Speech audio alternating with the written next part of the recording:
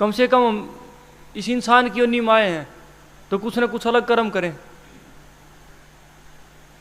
जीव का कर्म सार्थक होता है ज्ञान से, योग से।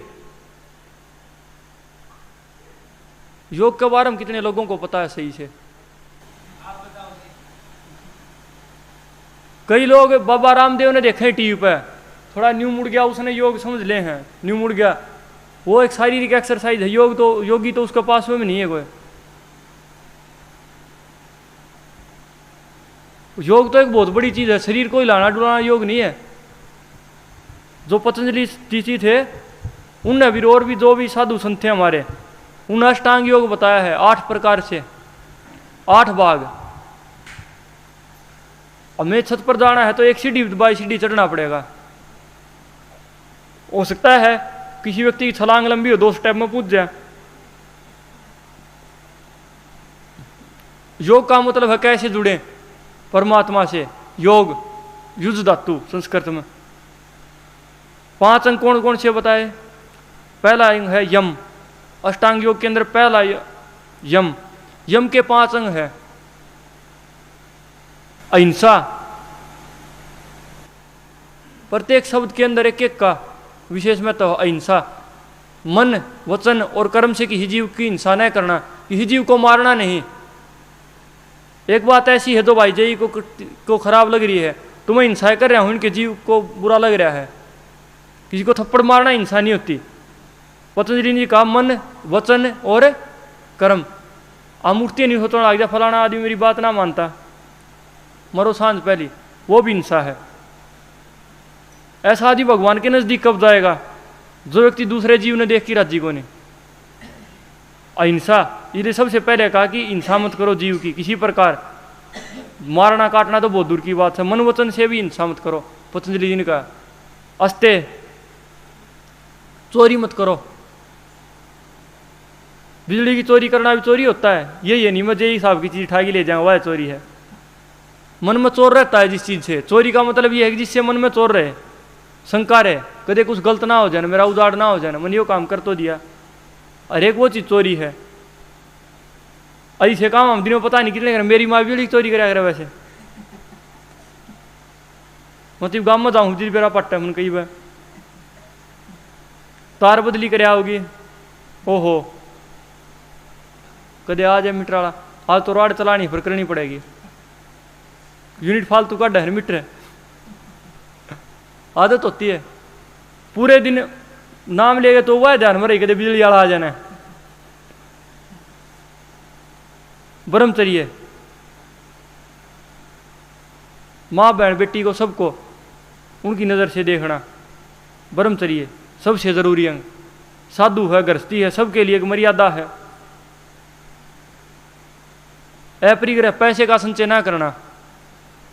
जिस आदमी में फालतू पैसे होने वो सोन भी कौन पावे। इसलिए साधु संत पहले पैसे इकट्ठे ना रहे, तो मेरे वर्गे ले रहे हो भाई गणे फालतू। लेकिन साधु की आदत नहीं होती संचय करना, होगा ना वो लगा देगा। क्योंकि किसी चीज को इकट्ठा करना आसान है, बाद में उसको संभालना बहुत मुश्किल है। उसको संभालने में इंसान का दिमाग लग जाएगा। कई मेरे पास आते हैं, गुरु जी शादी को नहीं हो रही, शादी हो जाती उनकी बाद में गृहस्थी चलानी इतनी बोझ लगना ना होती तो वे बढ़िया थे। किसी चीज को का होना आसान है, उस चीज को संभालना और भी ज्यादा मुश्किल। इसलिए पतंजलि कहते हैं परिग्रह, किसी चीज का संग्रह मत करो हद से ज्यादा। जो चीज इकट्ठा होगी, अगर पानी भी इकट्ठा हो गया ज्यादा तो वो भी खराब होगा।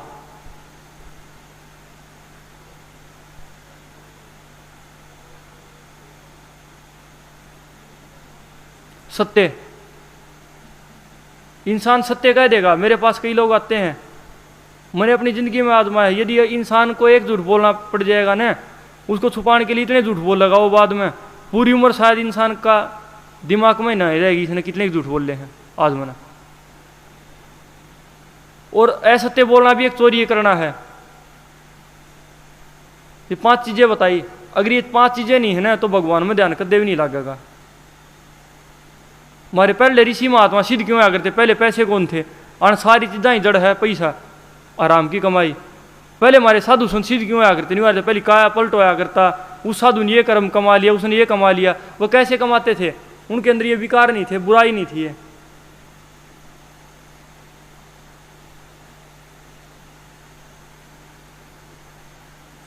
उनको जरूरी नहीं था अब भाई तुम गाड़ी में बैठो, होती भी कौन इस टाइम में, तो आज गाड़ी ना हो तो बाबा ना हो कोई। सच्चाई है भाई।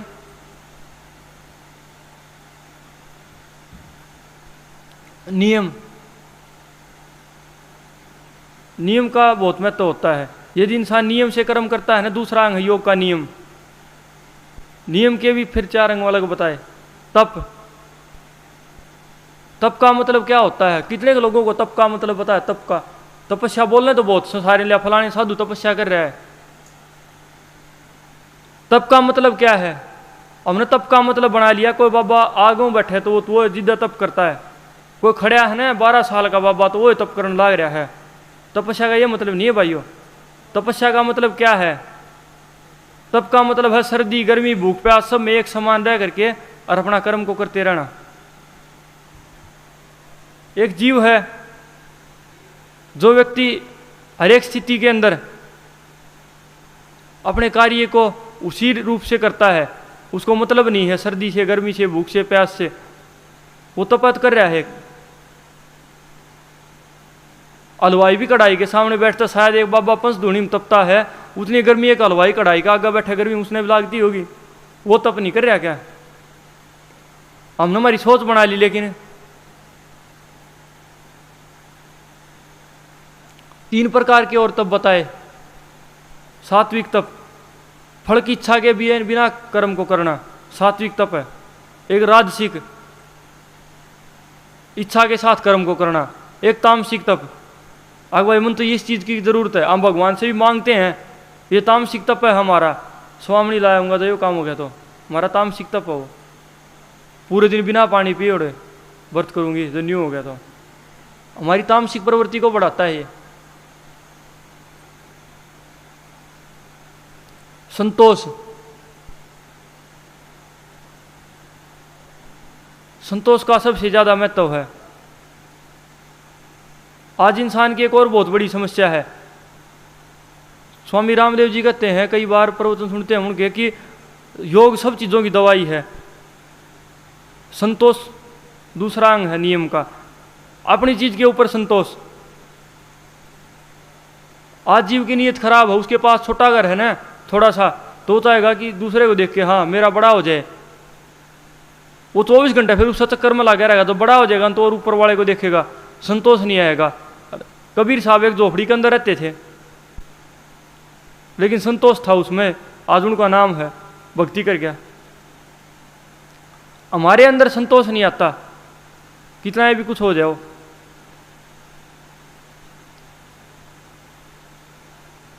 अगला अंग है स्वाध्याय। स्वाध्याय, शाम को इंसान सोता है ना, तो कितने लोग सोचते हैं आज उन्होंने क्या क्या कर्म किया है और क्या गलत किया है क्या सही किया है, बहुत कम लोग। अपना अध्ययन करना, लेकिन इंसान की आदत है अपनी कमी को तो पूरे दिन देखे नहीं गा, पूरे दिन क्रोध करेगा दूसरे के ऊपर, आज उसने ये काम कर दिया नहीं तो ये हो जाता। अपना अध्ययन करना, आज मैंने क्या किया है, क्या बुराई कमाई है क्या अच्छाई कमाई है।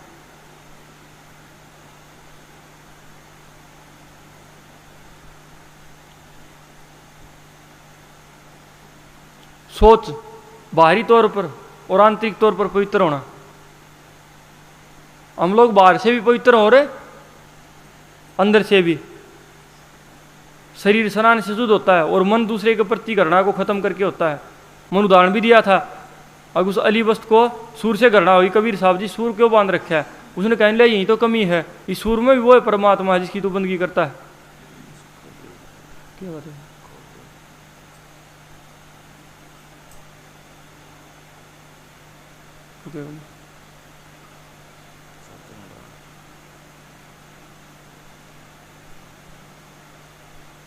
घृणा,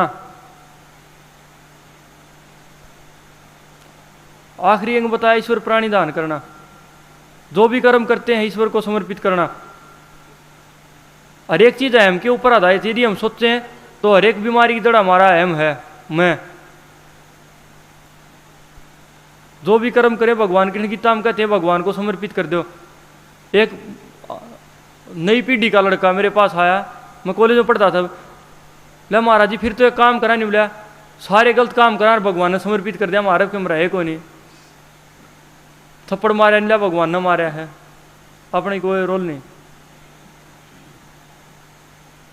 मूर्ख इंसान को इतना नहीं पता है कि जो कर्म जिसके लायक होगा वहीं उसको समर्पित कराया जाएगा। मंदिर में जाके हम लोग गंदी चीज समर्पित कर सकते हैं भगवान को? मंदिर में जाके क्या तू कीचड़ चढ़ा सकता है भगवान को? तो वही कर्म समर्पित करेगा जिससे आदमी में अहंकार पैदा ना हो। आगमन न कर दिया, हम किशन 10 रुपये दे देंगे तो पूरे दिन गाते आंडांगे। ओ मेरी माँ आई एक दिन घर पे, मैं जी बोली बेटा आज तो एक कसुता काम हो गया गाँव में। माँ क्या होया? ले वो चंदगी का छोरा है ना, उसने मंदिर में 51,000 रुपये गुप्त दान दे दिए। गुप्त दान दे दिए, ले चंदगी छोरन दे दिए 51,000। मैं यो कौन सा गुप्त दान हो गया भाई? ले बुलवाए गुप्त दान थे उसकी फोन सारा बता दी, मार दिए है।